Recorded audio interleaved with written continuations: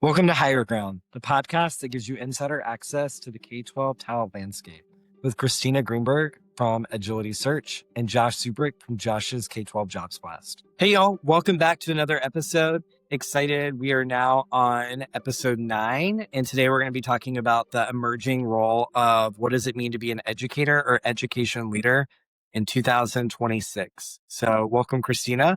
Thank you. Thank you, Josh. One of the things that a lot of people are talking about is how AI is going to change our lives, and educators are no exception. I'm looking forward to later in the episode talking with my friend, Michael, who's an expert in the future of learning, spending a lot of time thinking about what this will be in the future. But I'm interested to hear from you. What are some of your thoughts on how the educator will change and what we're going to look for? Yeah, one of my favorite movies growing up was 9 to 5 with Dolly Parton, Lily Tomlin, Jane Fonda. And there's the scene in the office. None of them have a computer. Everybody has a typewriter. Everybody's using those carbon copy, like white, pink, yellow forms. And I'm pretty sure that when computers came out in the 90s, people in that office space probably freaked out because, like, what does it mean not to use whiteout anymore? What does it mean not to Xerox as much anymore? And we evolved. And I think that people saying that there will be zero jobs or all the jobs are going away probably don't know that the role in K-12, unfortunately, for 2 centuries has been childcare while people go to another job. So I think that we're going to have roles, but I think it is going to be what is the evolution of the thinking and the doing that we have in the teaching role and in the leading role. What does that look like? What are your thoughts? Yeah, I think that, and both as a parent and as someone that spends a lot of time in schools, what I think is interesting is exactly to your point that how we spend our time is going to be different. I know some people are skeptical because I remember, when COVID hit and even before that blended learning revolution that was going to come and the flipped classroom and teachers' roles are going to be different. I don't think most teachers' roles are that different today than they were 10 years ago. So I could see people being a little skeptical, but I do think that we're going to have to continually think about how are we leveraging higher order skills and having students do things with teachers in classrooms that feel like a really great use of their time. And then enabling AI to be able to send full small or have, bespoke conversations and interactions with kids while the AI is doing other things with them.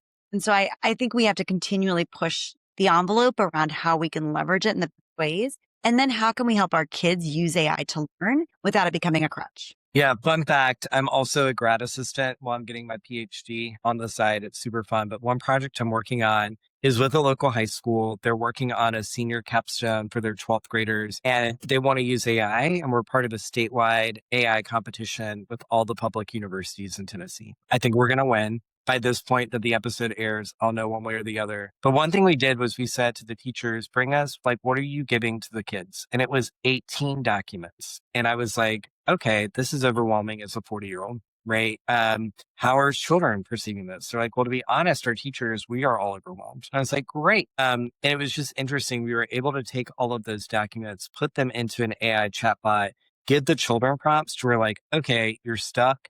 Let's look at what's coming up. Let's backwards plan. Let's build an outline. And teachers, when we put it in their hands, they put it into their courses Canvas. They were like, man, we are answering so many fewer questions about where do I find X or what should I be doing next week? What should my reflection look like? Like instead, we're taking steps back and thinking about big picture. What's the qualitative question in your capstone? Who are you connecting with in the community?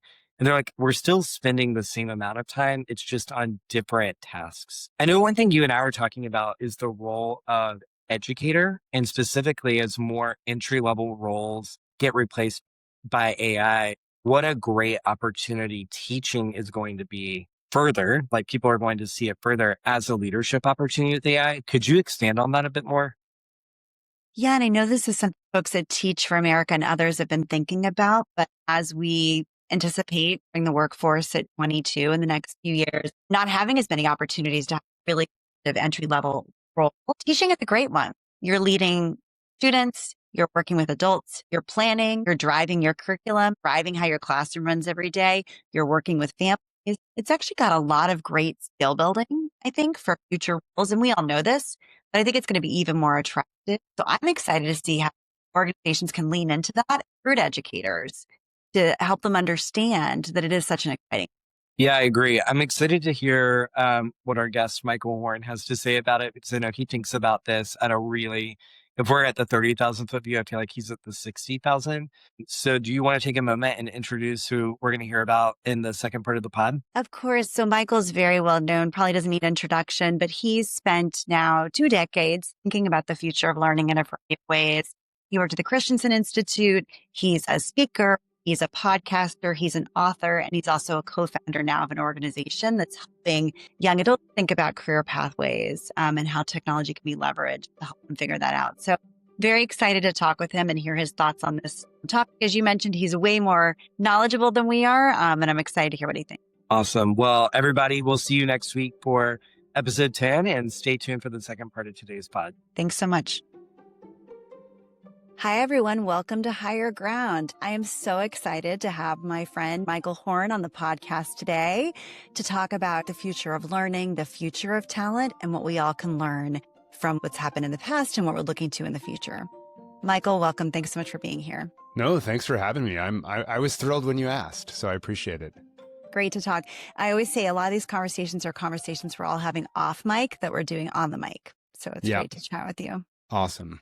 So you're an expert in workforce trends and education and the future of learning. Tell me, when you look at what's happening today, what's different about this moment than what we've seen previously?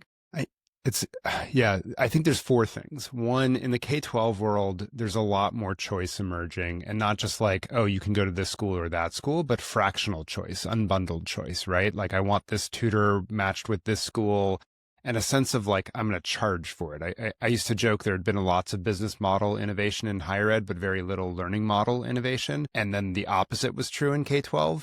Now I think we're actually seeing business model innovation in K-12. So that feels different to start. I think the second thing is it's against a backdrop of skepticism around higher ed in general at the moment. And so in some ways that's freeing people to think about, how do I want to learn? What's my goal? What am I trying to reach for? So I think that's changing some things.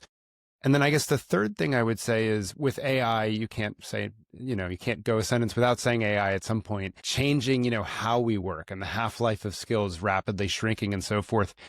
It's really increasing the importance of experiential learning in a way that I think was valuable before, but is really, really important now and mission critical. And we can use AI to measure complex things that we knew were important before, but we didn't know how to measure. And so it sort of gives us the opportunity to at least ask bigger questions around outcomes in ways that are maybe more personalized, but still rigorous, and maybe frankly more rigorous than the old assessments we were asking and using in the old system. Those are all really important. And as I hear you talk as someone that does recruiting and talent and helping people think about talent pipelines and leaders, what would be your recommendations to the hiring managers of today? What the kind of skills leaders need to thrive and what might lead someone to struggle? Yeah, good question. I think adaptivity is obviously going to be critical, and we want to build learners, right, who know how to learn. I think that's what you're hiring for in a leader as well, as someone who's constantly growing themselves and evolving. And I think second, someone who's curious, someone who is not so rooted in like, hey, this is the way we've been doing things, this is the way we do things, or this is the way I reach my people. The tools of how you get to different places may have to change. The models may have to change. The tactics that you use as a leader may have to change. And so someone that isn't just adaptive sort of on paper, but actually can flex those muscles in different ways, I think is incredibly important. And how would we identify that? Like, let's put you in the seat of being on one of my hiring committees. I'm developing performance tests or I'm asking questions. Like, what are the things I need to look for to be able to assess if people are ready for this moment?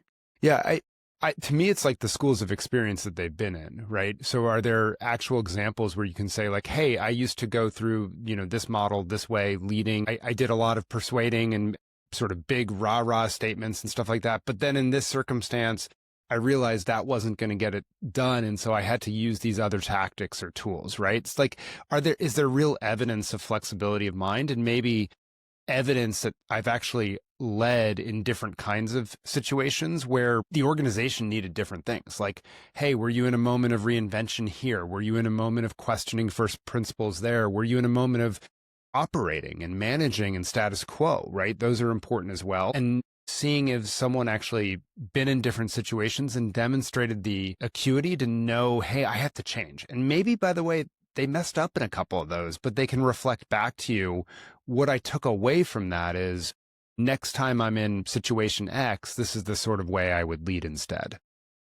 When you're calling out something, I mean, I'm hearkening way back to my new leaders admissions days, but I remember one of the biggest things we always talked about with our leadership coaches is the folks that went the furthest fastest were the self-reflective leaders. And that was part of why we actually had self-reflection and commitment to ongoing learning as a literal competency on our scorecards because it Super was just so interesting. important to someone's ability to accelerate their own learning and success. That's really interesting. And I think that's right, because it's almost like went through the experience, what came out of it, outcome, and then did you reflect on your role in it, not just like all the external environments that or things that perhaps conspired against you. That's someone I wouldn't want, I think, as a next leader. You want to be reflective and sort of like, how could I have improved in that context? And being both adaptable and having adaptive learning skills for sure and adaptive leadership. So you think a lot about K-12 higher ed workforce development, how these systems are all working together. And this is really on my mind, being a college parent and having another kid who's soon going to be in college. Like, how do we help those programs work together to make career transitions more equitable and more effective in this environment? It's definitely something a lot of us are concerned about these days. Yeah. And it feels like the hardest problem right now, because at least my read on it is we shouldn't be going back to like voc tech for some and academic learning track for others. That doesn't seem the right approach. From my perspective, it's like a career connected learning for every student. And once you understand your universe of things out there, that you can make an informed choice around what your next step is, what pathway maybe makes sense for you, what options do you want to keep open, and so forth. But I think part of that, and this is where I think it's easy to say, but hard to do, is how do you expose middle and high school kids super intentionally to lots of different opportunities and give them lots of real world experiences. And on the one hand, you say, that's great, like employers are going to be in schools and vice versa. But then you think about what that means for employers and the amount of friction and time that might take them. And, most companies you talk to are like, I mean, maybe we have an internship program, but you want me to do something else. And so to me, I think this is where schools are really going to have to roll up their sleeves and figure out, how do we make these experiences open to students?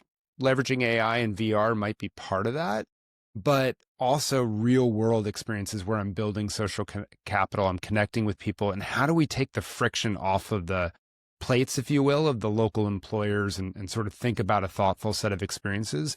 Because I don't know about you. I mean, it's been sort of a joke for a while that entry-level jobs all were requiring, 4 years experience for a first-time job. I know. That's getting worse though, right? And so my only conclusion is you need real experience as a student, both in middle, high school, college. And so like you then think about higher ed programs like Northeastern, co-op programs that are embedding internship, that are embedding projects in the actual courses themselves. I think those become more and more important. And so we're not leaving it to chance. Did this young person happen to have access to the social capital that allowed them to have interesting range of jobs and get to know people? But like, did we intentionally actually build it into the fabric of their education? That to me is the only way we can sort of solve this with equity in mind. I think you're really right. And, we visited Northeastern and I was so excited about it as a parent. And I think my son walked away saying, wow, for career, this would be amazing. But I'm not sure about the social life and how it feels at college. And so that's really going to be the question of how do we integrate that into environments that also kids feel excited to be in and it feels social and vibrant and like a college experience too. And that'll be it's a really good point. Yeah, it's a really good point. Are there models you've seen that are doing that? So a couple reflections. I think Champlain College up in Vermont, our friend Alex Hernandez, who leads that, has just introduced a really interesting take on this that'll be 4 years, not 5, like Northeastern. So that might solve some of the social challenges, right, in the model. I think, there's places like Kettering that are very STEM focused, or University of Cincinnati, et cetera. But I think my big reflection is like, we need some real innovation now in the higher ed space as well to really make that tick and feel and like be right for different kinds of kids who want different kinds of experiences. At least my take is we haven't we're not seeing the velocity, if you will, of innovation or entrepreneurship right now in that sector. Because I think there's going to be lots of different ways to go at it. And some people, to your point, like the social cohesion will be really important. Other students, I suspect, are going to be like, how do I get, just like start showing me experiences. And then as soon as I lock in on one, I want to like accelerate and get out of here. Great. But let's have different models for both. I think it's still too limited in my judgment on that. And I'm confused why we haven't seen more schools do what Champlain has done and try to like adapt the co-op model for their college and make it right for them. I totally agree. I think it's so promising. Where have you seen innovation efforts fail, not because of bad ideas, but because of leadership misalignment? I feel like actually probably most of the time it's leadership misalignment. Maybe that's an exaggeration, but like people always like, I give the disruptive innovation talk and they're like, so where does leadership fit in that? I'm like, if you were a leader who saw the disruptive innovation, what would you have done? Yeah. But my favorite class that I teach actually in my course at Huxley, Harvard Graduate School of Education, is this one about, we call it tools of cooperation. And the basic message is most leadership tools don't work most of the time. And you've got to try to figure out where is our organization in terms of our agreement around the goals and outcomes we want, and where's our agreement on like how the work gets done, cause and effect, if you will. And depending on where you're sitting in there, helps you understand like these tools are more or less likely to persuade and get people to really do the work together. And my sense is most leaders, they sort of have a quote unquote style, right? As opposed to it depends on the situation. And I think it's next level. It's really hard, right? We all have preferences. I know like harmony is really important to me. And so I'll go out of my way to find places where I don't have to disagree with people. But I think really good leadership, when you're trying to move an organization to do something pretty different or innovate, you need to be able to select the right tools and figure out, when am I going to, ruffle some feathers? When am I trying to actually smooth this over to get people to work with me on this? When am I trying to get ideas from the grassroots because they see things that I don't? And when are we all systems go? We've just got to try to make this work and execute and get the feedback afterwards. Like those are very different leadership models in each of those circumstances, I think. And so my take is leaders really stumble a lot because they don't know which tools to use in which circumstances. And you need the right leader for the moment. I love you pulling that out. I talk so much with boards and hiring managers about this, that the person you need in the startup phase, and you and I both have people close to us who've led really successfully in that startup disruption phase. Those aren't always the sustainers. Right. No. And those definitely aren't the turnaround people who are taking something that's struggling and making it better. So I think it is really, how are we aligning skills to the moment and to where we are? But often we have to then be honest about ourselves as board members and leaders about where we are. Right. 100%. And honest about our tolerance for risk and our readiness for something new and kind of what we're prepared to take and go with. Yeah. And the work you all do in helping not just figure out what's the leader, but also the board composition against that, I think is something we often overlook as well. Like I was talking to a college that actually got acquired by Northeastern recently. They, in recognition that they were going to have to do something strategically pretty bold, they made over their boards, their board of trustees, because they realized questions they were going to ask, like you couldn't be sentimental about the past right around it. And that, like, it would be wonderful if we could all adapt and immediately switch, but they knew those were some really different mindsets and skill sets coming in. And so it was changing that. And then a different college I was talking to that is being merged at the moment with a different school, they actually appointed a 1-year interim president whose explicit goal is just to pull off the merger successfully. And therefore now they're not like being judged by, my gosh, you ended my college. No, success is like you perpetuated the mission and allowed this to continue, which I thought was really cool. I love making that explicit because often CEOs are asked to do that, but it's not explicit that you're there as the turnaround agent. And I actually think that the interim folks can sometimes be most successful in that role because it's explicit there. I wish more people were more honest about that.